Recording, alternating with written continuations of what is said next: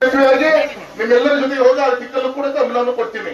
ಇಲ್ಲಿ ರಾಜ್ಯ ಸರ್ಕಾರದ ಪ್ರತಿನಿಧಿಯಾಗಿ ಗೌರವ ಗೋಪಕೃಷ್ಣ ಬೇಳೂರು ಅವರಿದ್ದಾರೆ, ಜಿಲ್ಲಾ ಮಂತ್ರಿ ನಮ್ಮ ಜಿಲ್ಲೆಯವರಿದ್ದಾರೆ. ಈ ಸಂದರ್ಭದಲ್ಲಿ ಇನ್ನು ಅವರಿಗೂ ಕೂಡ ನಾವು ಮನವಿಯನ್ನು ಕೊಡೋಣ. ಯಾವುದೇ ಕಾರಣಕ್ಕೂ ಇವತ್ತು NTPC ಯಿಂದ ಅನುಸ್ಮಾರಕ ಸ್ಥಾವರವನ್ನ ನಿರ್ಮಾಣ ಮಾಡಬೇಕು. ಸುಮಾರು 200 ಗಿಗಾವ್ಯಾಟ್ ಉತ್ಪಾದನೆಯನ್ನು ಮಾಡಲಿಕ್ಕೆ ಸುಮಾರು 1000 ಎಕರೆ ಭೂಮಿ ಇರಬೇಕು. ನಮ್ಮ ಬೇಸೂರು ಗ್ರಾಮಲ್ಲಿ ಈಗಾಗಲೇ ಮುಳುಗಡೆಯಿಂದ ಏನೋ ಒಂದು ಜೀವನ ಕಟ್ಕೊಂಡು ಜೀವನ ಸಾಗಿಸ್ತಾ ಇದ್ದಾರೆ. ಇನ್ಯಾವುದೇ ಪರಿಸರ ಇಲ್ಲ. ಈಗಾಗಲೇ ನಮ್ಮ ಪಶ್ಚಿಮ ಘಟ್ಟದ ನಮ್ಮ ಪ್ರದೇಶ ಏನಿದೆ ಅದರಲ್ಲಿ ಹೆಚ್ಚಿನ ಜೀವರಾಶಿಗಳು ವಾಸ ಮಾಡ್ತಿರುವಂತಹ ಭಾಗ ಯಾವುದು ಅಂದ್ರೆ ನಮ್ಮ ಈ ಭಾಗದಲ್ಲಿದೆ.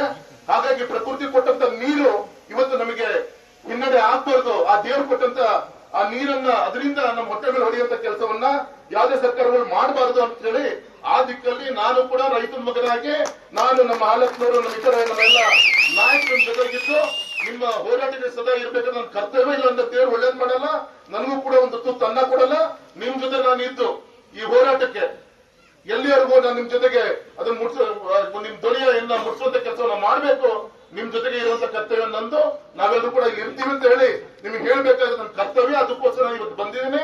ಬೆಳಗ್ಗೆಯಿಂದ ಸುಮಾರು 25 ಕಿಲೋಮೀಟರ್ ನೀರು ಕುಡದೆ ಪಾದಯಾತ್ರೆಯನ್ನು ಮಾಡ್ಕೊಂಡು ಕಾಲಿ ಚಪ್ಪಲಿ ಹಾಕೊಳ್ದೆ ಅತ್ಯಂತ ಭಕ್ತಿಯಿಂದ ಈ ಹೋರಾಟವನ್ನು ತಾವು ಮಾಡಿದರೆ ನಿಮ್ಮ ಹೋರಾಟದ ಧ್ವನಿಯನ್ನ ನಮ್ಮ ಆಡಳಿತ ಪಕ್ಷದ ನಾಯಕರು ನಮ್ಮ ಅಧಿಕಾರಿಗಳು ಕೇಳಿದರೆ ಇದ್ರ ಜೊತೆಗೆ ಇಲ್ಲಿಗೆ ನಿಲ್ಲಲ್ಲ. ಇದನ್ನು ತುದಿ ಮುಡಿಸುವಂತ ದಿಕ್ಕಿನಲ್ಲಿ ನಿಮ್ಮೆಲ್ಲರ ಜೊತೆ ನಾನು ಇರಬೇಕಾಗಿತ್ತು. ನನ್ನ ಕರ್ತವ್ಯ ಇರ್ತೀನಿ ಅಂತ ಹೇಳಿ ಹೇಳಕ್ಕೋಸ್ಕರ ಇಲ್ಲಿ ಬಂದಾಗ ತುಂಬಾ ಅಭಿಮಾನದಿಂದ ಇವತ್ತು ತಾವೆಲ್ಲರೂ ಕೂಡ ನನ್ನ ಮಾತನ್ನ ಕೇಳಿದರೆ ನಿಮ್ಮ ವಿಶ್ವಾಸನ ಉಳಿಸ್ಕೊಂಡು ನಿಮ್ ಕೆಲಸವನ್ನ ಮಾಡೋದ ದಿಕ್ಕಿನಲ್ಲಿ ನಿಮ್ ಜೊತೆ ಒಬ್ಬ ರೈತ ಮಗನಾಗ ನಾನು ಕೂಡ ಇರ್ತೀನಿ ಅಂತ ಈ ಸಂದರ್ಭದಲ್ಲಿ ಹೇಳಿ ನಮ್ಮ ಮಾತನ್ನ ಮುಗಿಸ್ತೇನೆ.